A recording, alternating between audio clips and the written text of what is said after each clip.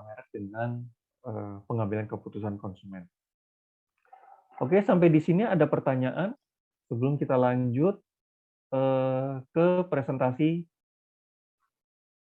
tugas yang minggu kemarin. Silahkan kalau mau ada pertanyaan. Saya, Pak. Oh, silahkan, Saudara Andri. Ya, ini saya mau tanya, Pak, terkait citra merek gitu. Iya.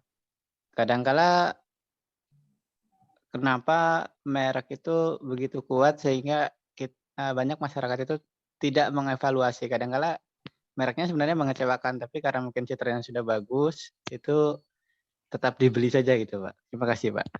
Oke, baik. Terima kasih. Kenapa citra merek ini terkadang konsumen itu tidak mengevaluasi terlebih dahulu gitu ya, langsung beli-beli saja gitu ya. Oke, jadi gini, menurut siklus hidup gitu ya, siklus hidup produk yang sudah kalian pelajari gitu ya, kan ada bagaimana produk itu dilahirkan, bagaimana produk itu tumbuh, dan juga bagaimana produk itu sudah mengalami masa dewasa. Nah, biasanya citra merek ini, gitu, ya, karena sudah tertanam di benak konsumen, gitu ya, jadi baik itu kualitasnya rendah atau tinggi atau sedang, terkadang ketika citra itu sudah tertanam di benak konsumen, jadi konsumen itu ya sudah pasrah aja gitu. Jadi seperti itu. Baik, Pak. Terima kasih, Pak. Baik. Ada lagi? Silahkan sebelum kita masuk ke kuis. Satu lagi Pak Yuda mungkin boleh bertanya. Silahkan. Jadi melanjutkan Pak Andri tadi terkait citra merek ya Pak, seperti kita tahu. Nah ada nggak sih Pak untuk membuat kita punya citra merek gitu Pak? Misalnya kalau kita ingat Pepsodent ya, pasta gigi ya. Pasta gigi antara Pepsodent dengan pasta gigi itu pasti kalau bilang Pepsodent ya intinya adalah pasta gigi dan sebaliknya gitu. Padahal ada produk-produk yang lain gitu. Walaupun kita pakai misalnya produk close up misalnya, tapi yang kita bilang punya Pepsodent nggak gitu. Nah, kalau begitu ada nggak sih Pak, maksudnya untuk membangun brand atau citra brand tersebut Pak? Terima kasih. Oke, baik, terima kasih. Ada atau tidak? Yang pasti sih ada.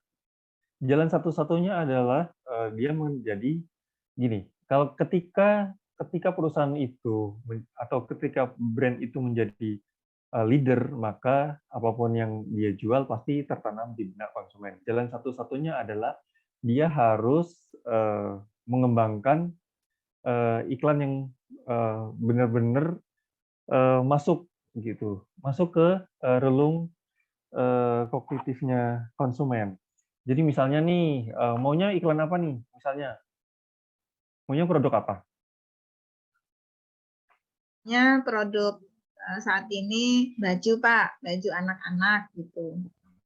Baju anak-anak. Ya, Kalau ya. baju anak-anak yang ada di benak konsumen apa? Paling kan kayak Zara, gitu. Zara. Gitu. Gitu. Maunya gimana? Kira-kira nih, kalau sekarang punya brand, sekarang mau punya brand apa? Ya, itu tadi Pak, fashion, karena memang ketika melihat tren, kan memang di Indonesia itu lebih suka fashion ya Pak. Misalnya baik untuk remaja ataupun untuk anak-anak, itu diminati gitu fashion. Nah, mungkin sulit sih tentunya kalau untuk punya brand atau yang seperti tadi benar-benar teringat di benak gitu. Tapi minimal tuh untuk sampai ke sana kayak gitu. Mungkin ada atau tidak langkah atau strateginya gitu Pak Yuda. Oke. Strateginya adalah yang pertama, setiap untuk membangun citra merek itu memang butuh modal besar ya. Butuh modal besarnya itu untuk iklan ya. Iklan yang pertama adalah bisa dengan iklan lebih gencar. Dengan iklan lebih gencar maka akan tertanam di benak konsumen. Yang kedua adalah menjadikan perusahaan ini atau menjadikan produk ini leader di pasaran. Jadi ketika produk ini menjadi leader, maka juga akan tertanam di benak konsumen, sehingga citranya akan mulai terbangun.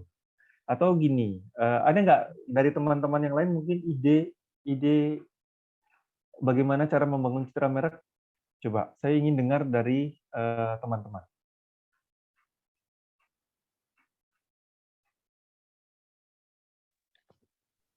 Saya Pak, Silakan. untuk membangun citra merek, mungkin yang bisa dilakukan adalah menjaga kualitas produknya itu Pak. Sehingga konsumen tidak kecewa, lalu akan jika konsumen puas tentu dia akan menceritakan kepada mungkin saudaranya, teman-temannya yang membutuhkan produk tersebut, dia bisa menyarankan gitu Pak. Lalu yang Oke. kedua mungkin bisa melalui iklan gitu Pak. Terima kasih Pak. Oke, baik. Konsumen puas dan iklan. Ada yang lain? Silakan. Mau menambahkan, Silakan, Saudara Mami. ya biasanya kalau awal-awal itu mereka juga menjual dengan harga yang terjangkau, Pak. Atau bisa saja digratiskan awal-awalnya dengan mempertahankan kualitasnya juga, Pak. Saja, Pak. Oke, harga terjangkau. Ada lagi, silakan.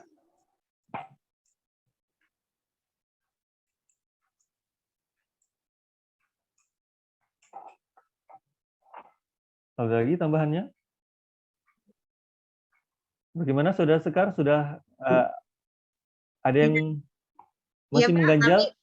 ya, tadi kalau dari Mbak Mami memberikan diskon karena kan memang saya model penjualannya dengan ke teman-teman. Banyaknya malah bukan diskon lagi Pak, tapi apa ya lebih kepada tester kayak gitu atau enggak apa namanya coba dulu kayak gitu. Jadi malah agak sulit berkembang gitu Pak. Nah mungkin tadi seperti yang Pak Andri sampaikan mungkin dari iklan gitu atau dari menjaga kualitas. Walaupun betul juga dari informasi teman dulu lah, dari informasi satu ke yang lain itu kita bisa mulai apa ya berkembang seperti itu mungkin Pak Yuda.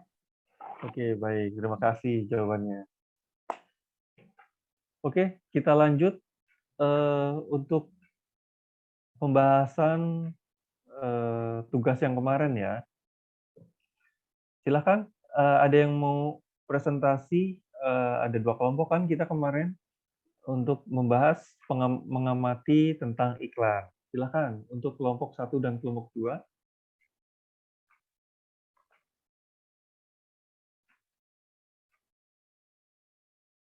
Kelompok 1 kalau nggak salah Mas Andrianta ya? Iya.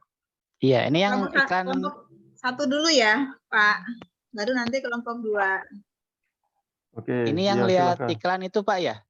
Benar. Iklan Sprite itu saya Pak nyarinya Pak. Ya, silakan. Ya, ini sebutkan 5 tahapan. Nah, untuk evaluasi alternatif kemarin sudah mungkin kelompok kami melihat produk sejenis gitu Pak. Selain Sprite-nya itu, cuman karena mungkin iklannya yang lebih menarik, Sprite kan iklannya menarik, ikonik gitu kan. Misalnya nyatanya nyegerin, terus kenyataan tidak seperti drama Korea, tidak seperti film horor, pokoknya macam-macam lah kayaknya tiap tahun ada yang baru gitu Pak. Jadi lebih mengena ke konsumen sehingga konsumen itu memutuskan untuk membeli ke tahap yang kedua Pak. Nah, kemudian dari informasi yang lain juga dari misalnya dari teman atau apa iklan yang masif tersebut sehingga informasinya banyak gitu Pak. Pencarian informasi itu dapat informasi banyak. Nah, sehingga konsumen sudah beli kemudian dievaluasi ternyata ya memang bagus gitu sesuai dengan selera konsumen. Kemudian diidentifikasi masalahnya. Kira-kira bagaimana lagi untuk pembelian ke depan tuh membeli lagi atau tidak. Begitu Pak. Sekian, terima kasih Pak. Oke, baik. Jawabannya sudah bagus sekali ya untuk kelompok 1. Untuk kelompok 2, silakan.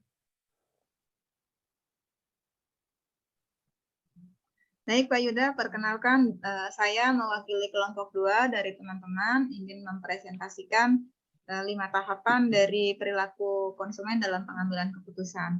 Kebetulan yang kami amati itu iklan mie instan, Pak.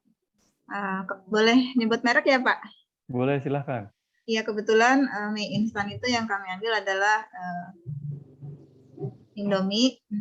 Jadi lebih diingat tadi terkait mereknya yaitu Seleraku gitu. Jadi kita lihat dari evaluasi alternatif. Pertama dari sisi produk di Indomie tersebut punya banyak suguhan atau merek-merek terkait rasa yang Indonesia banget. Mulai dari soto Surabaya, mie Aceh, kemudian ayam geprek dan lain-lain, sehingga sangat menyedot perhatian pecinta mie instan, khususnya baik mie goreng ataupun mie rebus gitu. Dan tidak kalah juga produknya diminati di luar negeri dengan mengadopsi rasa-rasa yang ada di wilayahnya masing-masing. Nah, karena cita rasanya itu lidahnya Indonesia banget, sehingga mayoritas pecinta mie itu lebih mendominasi gitu untuk brand Indomie ini, sehingga tertarik untuk membeli. Kemudian juga dari Indomie tersebut selain iklan juga biasanya kalau kita ada kegiatan atau bencana alam atau apa, mie instannya itu ya kurang lebih juga sebagai support sistemnya adalah mie instan gitu. Sehingga nggak hanya di iklan media-media sosial atau TV yang lain-lain, tapi misalnya produk itu ada di tempat bencana alam, itu pun seperti ada informasi lain seperti itu. Nah, setelah dievaluasi kenapa kok pada suka dengan konsumsi mie instan tadi, yaitu tadi dari variannya, kemudian juga dari kualitas mie-nya seperti tidak berbeda dengan kualitas mie yang lain. Nah, sehingga diidentifikasi masalah, diambil satu masalah, mungkin lebih lebih ditingkatkan lagi dari varian-varian di mie gorengnya, karena paling banyak produksinya itu adalah pada mie rebus. Mungkin seperti itu Pak Yuda yang bisa kami lakukan selama melakukan tugas, yaitu tahapan-tahapan yang dilakukan dalam pengambilan keputusan. Terima kasih. Oke, baik. Terima kasih. Terima kasih atas presentasinya kelompok 1 dan kelompok 2 ya, sudah sangat baik sekali ya. Jadi memang tujuan dilakukan pengamatan ini adalah iklan ini kan bertujuan untuk sebagai media informasi ya. Jadi bagaimana untuk menarik minat konsumen. Yang pertama ini tujuannya adalah sebagai informasi. Yang kedua adalah bagaimana iklan ini bisa memberikan makna gitu. Bagaimana memberikan makna sehingga apa? Sehingga bisa diminati. Ketika sudah diminati, maka akan terjadinya pembelian secara berulang. Oke, baik. Terima kasih atas presentasinya.